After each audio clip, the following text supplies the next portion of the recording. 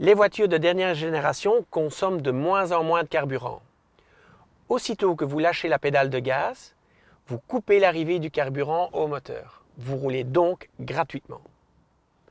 En suivant les règles de base de l'éco-driving, il est encore possible de faire baisser de façon considérable votre consommation.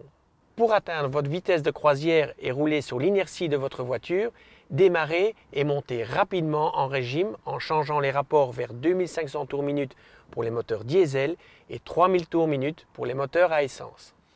Mettez en pratique la technique du regard vue précédemment pour anticiper et adapter la puissance.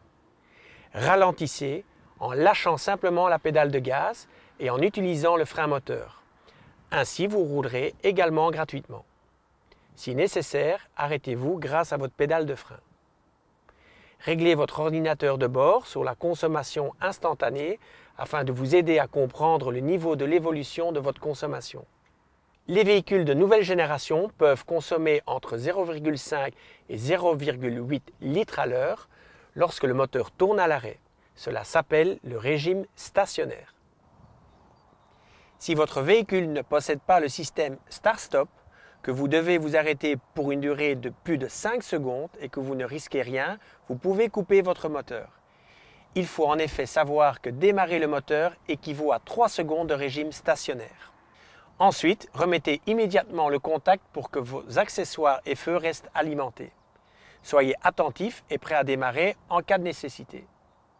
Dans une descente, ne vous laissez jamais glisser au point mort, car vous vous mettez en danger. Vous roulerez sans prise, donc sans frein moteur, et vous serez à nouveau en régime stationnaire. Soyez rapide sans être brutal lors de vos changements de vitesse, car chaque fois que vous allez actionner la pédale d'embrayage, vous vous retrouverez en régime stationnaire. Les moteurs modernes ne doivent plus chauffer, vous pouvez démarrer immédiatement, mais calmement et sans donner des grands coups de gaz répétés. Lorsque votre pied droit n'appuie plus sur la pédale de gaz, il peut rester devant la pédale de frein pour être prêt en cas de nécessité. Cela s'appelle avoir une attitude préventive. Adoptez une conduite fluide. En ville et sur autoroute, si le trafic le permet, vous pouvez utiliser votre régulateur de vitesse appelé Cruise Control.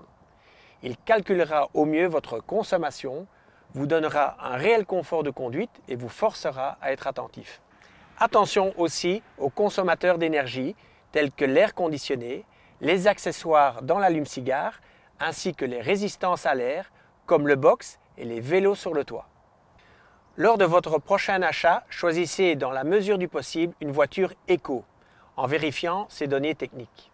Cela vous permettra de bénéficier d'éventuelles réductions mais aussi de profiter d'une consommation acceptable.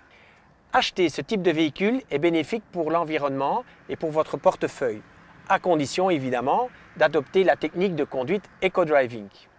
Vous constaterez que c'est amusant et que vous pouvez même gagner du temps sur votre parcours tout en respectant les limitations de vitesse. Vous trouverez également chez votre revendeur spécialisé des pneus Michelin Eco, appelés Energy Saver. Pensez néanmoins toujours à votre sécurité avant de penser à l'éco-driving.